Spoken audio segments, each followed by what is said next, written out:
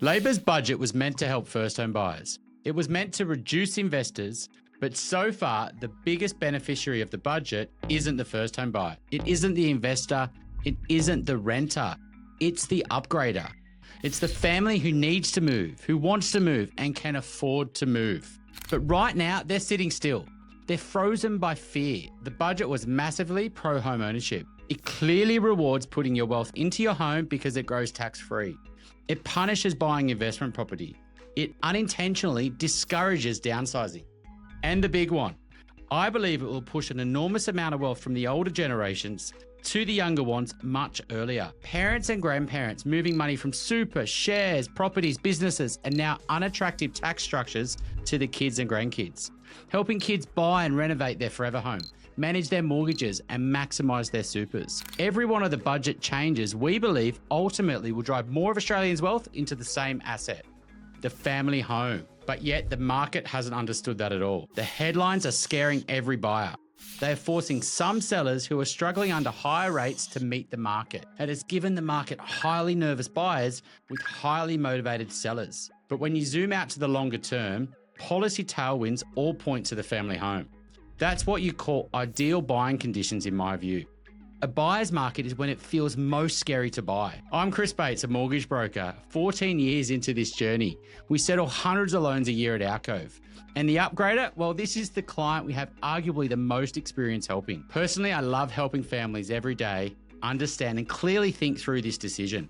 A decision that is likely to be one of, if not the most important financial decision of their lives. So today I want to do a deep dive into why upgraders have the best window in years, ways they can make it happen, and why, if done well, upgrading can be the best financial decision a family can make.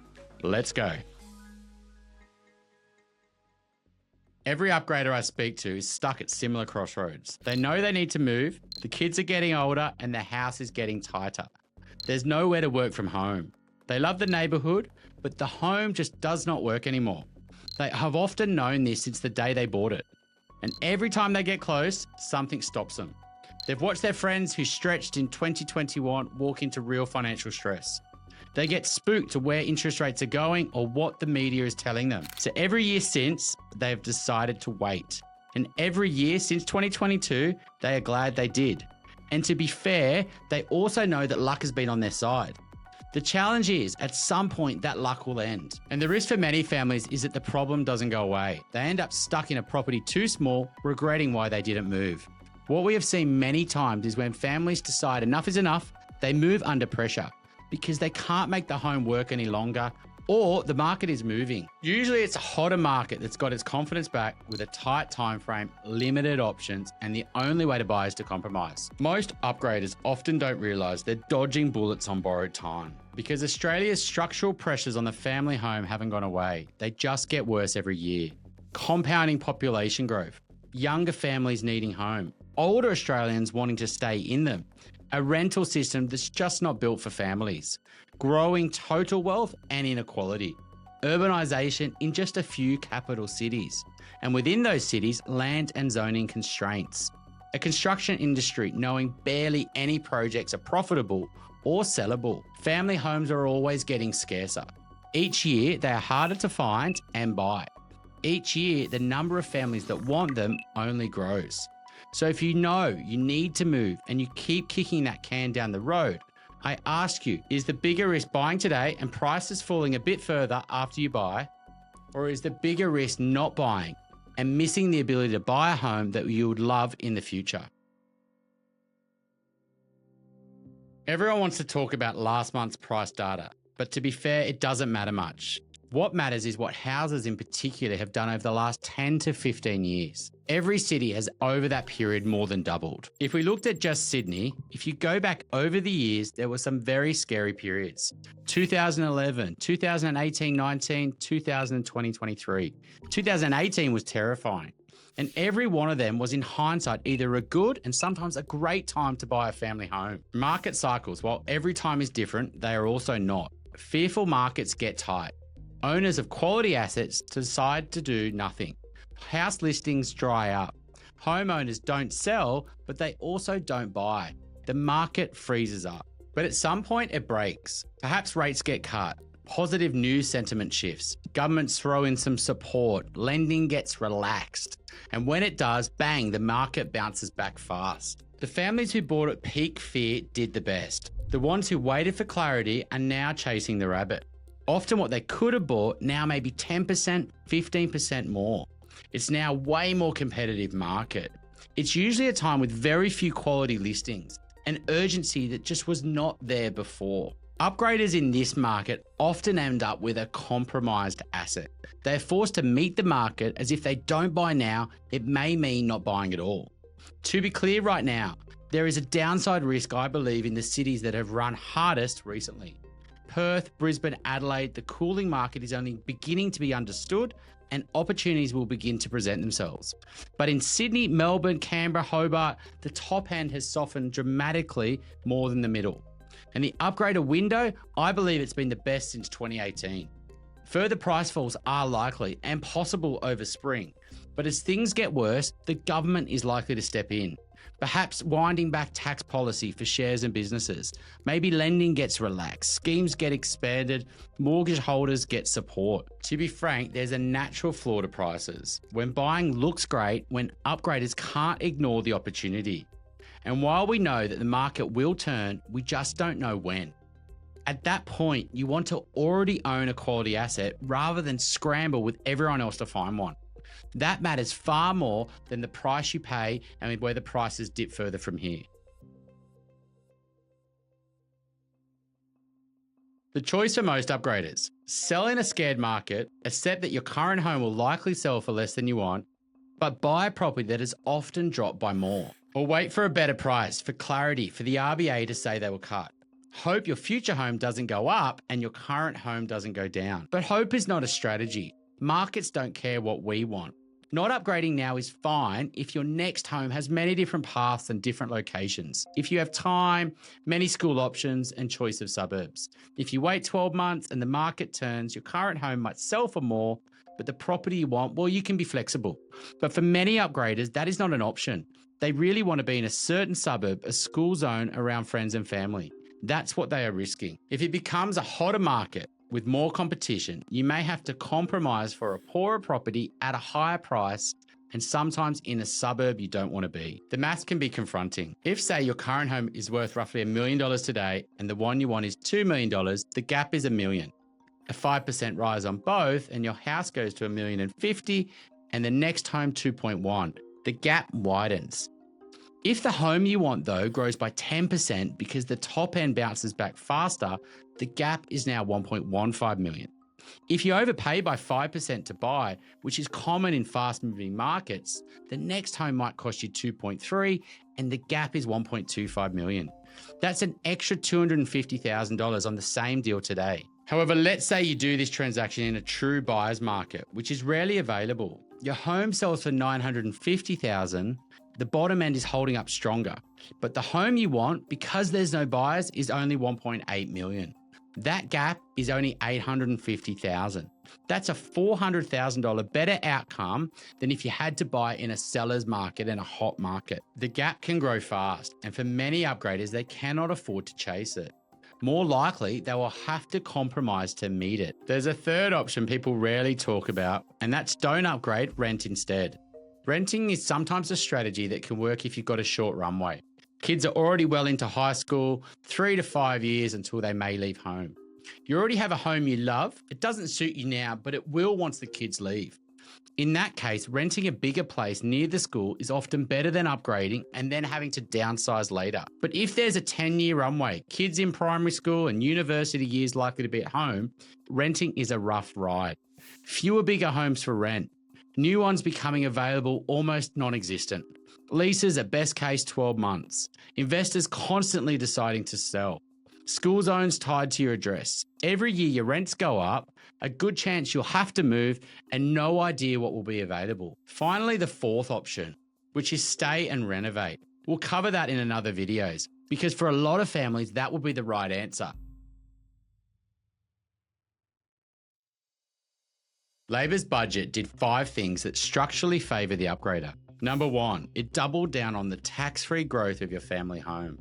It's the single most tax-favoured asset an Australian can own, together with superannuation. Number 2, it made buying an investment property less attractive. Negative gearing on buying established investment properties is being cut by 1 July 2027. The 50% CGT discount is being replaced with cost-based indexation. While you can still buy investment properties, the number to make it work are much harder. Many homeowners will just put that wealth and borrowing capacity into their home and enjoy the lifestyle they get with it. Number 3, it discouraged downsizing. The home grows tax-free.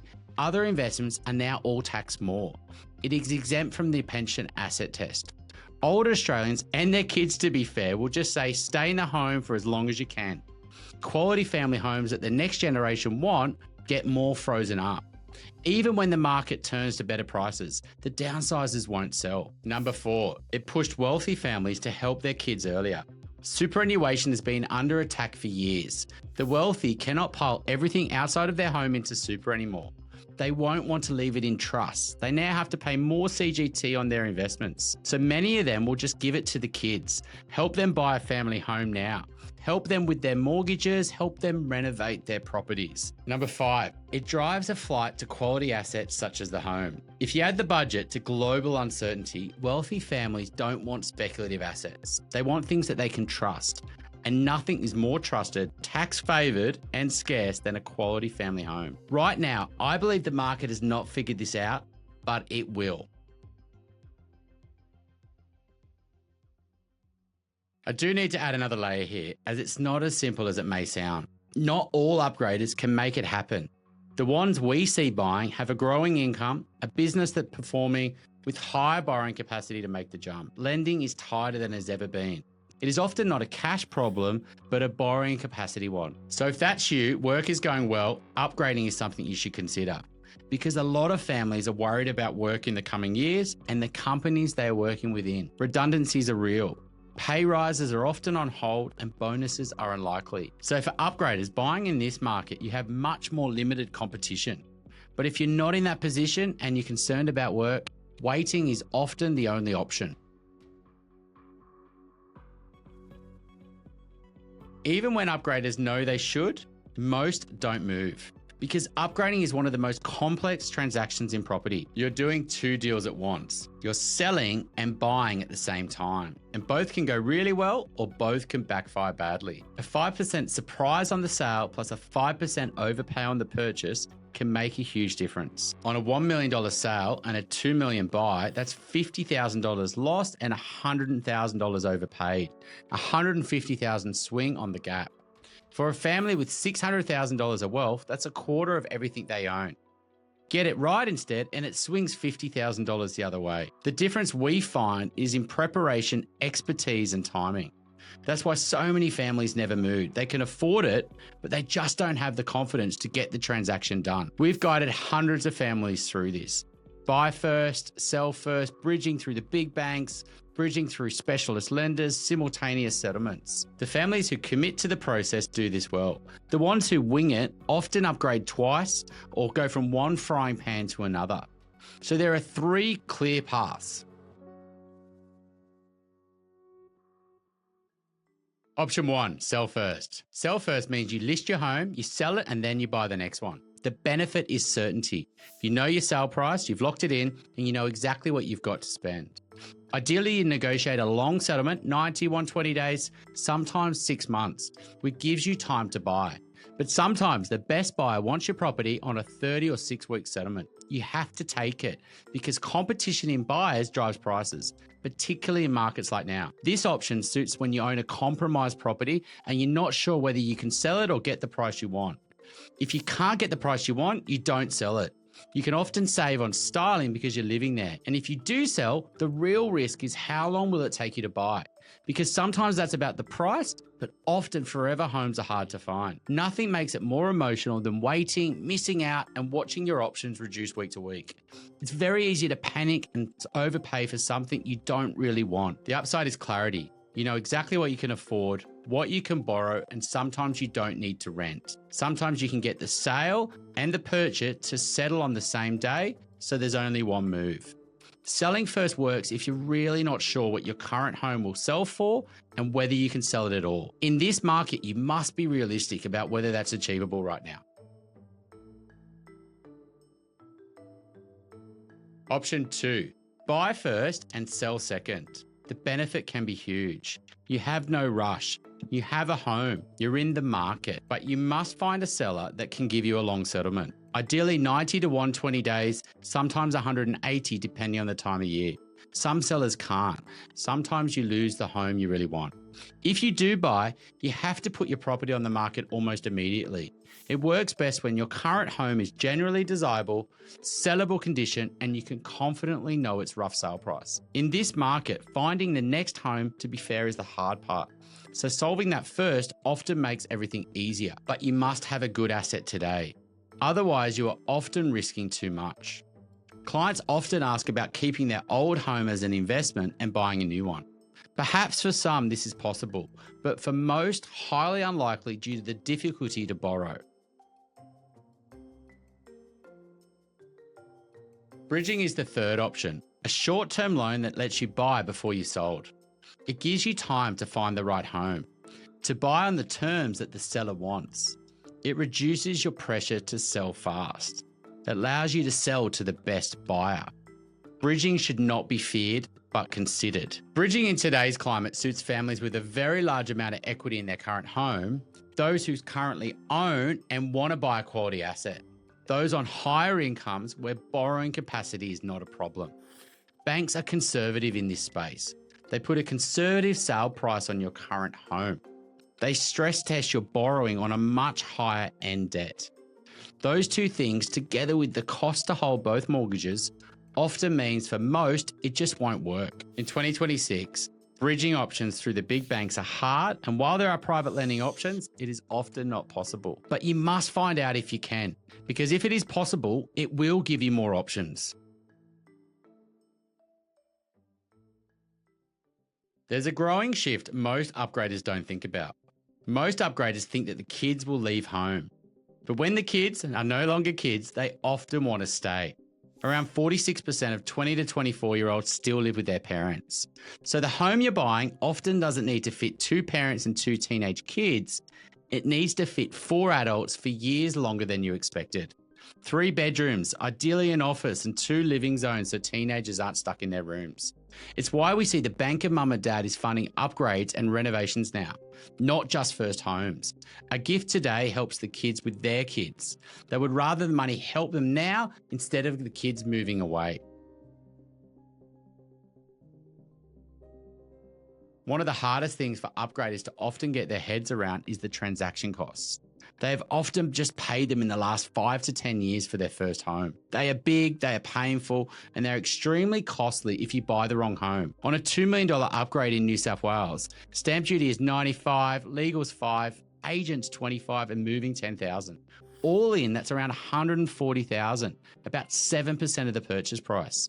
That's painful. But if you do it once, spread across 10 to 15 years, it's about $10,000 a year on a $2 million asset growing tax-free. But the real danger is doing it again in under 5 years.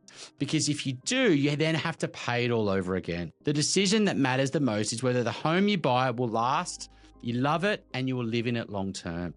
That matters more than the price you pay today. If you live there for 10 to 15 years, you won't regret it. If you don't, it's been a costly mistake. Now the mistakes I see the most, in order of the most damage. Number 1, kicking the can. You know you need to, you know you can, but you gamble and you wait. The market runs and you regret it. You should have, you could have. Number 2, selling and sitting in cash. This is one that is painful to see. The family sells well or thinks that prices are going to fall. They rent while they wait, and 6 months becomes 2 years. They never get back in, and they miss 5 to 10 years of tax-free growth. I've seen it many times where clients have come to me after years of not wanting to meet the market. Number 3, buying something that doesn't actually solve the problem. It's slightly bigger, it's slightly better, but it's not enough to last 15 years. So you move again in 5 and you pay transaction costs twice. Not having a buffer with your mortgage. They set up the loan for lower repayments, but not to maximize buffer. The second kid comes and money gets tight, and what should be a comfortable mortgage becomes a stressful one. Not engaging experts. On a $2 million upgrade, a buyer's agent helping you buy a quality asset, a quality agent to give you good guidance around selling, and a good mortgage broker that understands all your options. Number 6, not aligning with your partner. This is a huge decision. The suburb, longer term school options, your budget, renovation appetite and expectations. You must do this together. Number 7, buying the renovator. We have seen this time and time again. A great next home, but a renovation that is just not possible. Number 8, not buying a home that matches your life. A bigger house often means compromising. Maybe it's a street, location, light, outdoor space, or being close to the shop. Every upgrader who regrets moving often buys a home that, while it's practical, doesn't meet the day-to-day lifestyle that they want to live. Number 9, ignoring sideways or apartment options.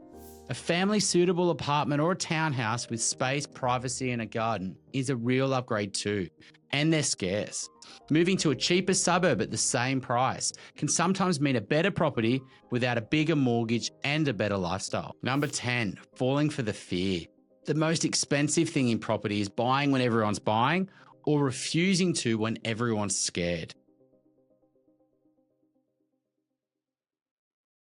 Let me close on why this matters. The family home, I believe, is the best long-term wealth building asset a household can own. The budget only reinforced that. Firstly, because it's tax-free growth. Land drives capital growth, not the building. Forever homes usually have more land in scarce suburbs that compound over 15 years. Number 2, the lifestyle. A home you love gives the whole family confidence. You plan around it, you invest in the school and the community, and the kids feel settled. That flows into work, your career, and everything else. The caveat is upgrading poorly can also do the opposite. You can be over-leveraged into the wrong asset that you don't love and it just doesn't suit you. It can destroy wealth, relationships, and your peace of mind. The danger zone is usually the first 12 to 24 months when the mortgage is the heaviest and the buffers are the thinnest, which is why process matters. Truly understand finance, know your gap. You have to have a clear strategy, a plan A and a plan B. The budget said first home buyers will be the winner, but in practice, the upgrader right now is the biggest winner. The market is undoubtedly scared. Sydney, Melbourne, Canberra and Hobart are in the best upgrader window since 2021. Perth, Brisbane and Adelaide are in the early stages of cooling off, so you have to be more careful there. If renovation works, perhaps that's the best move. But if it doesn't, this is the market to sit down with your partner and take it seriously, not to rush, but to prepare. The families who've moved now into a quality asset with a good process will look back in 15 years as one of the best decisions. The ones who wait for perfect clarity will pay more for a worse property in a hotter market under more pressure. Next episode, we're going to investors. Should you buy, what to do with your portfolio, and how to think about your lending. See you then.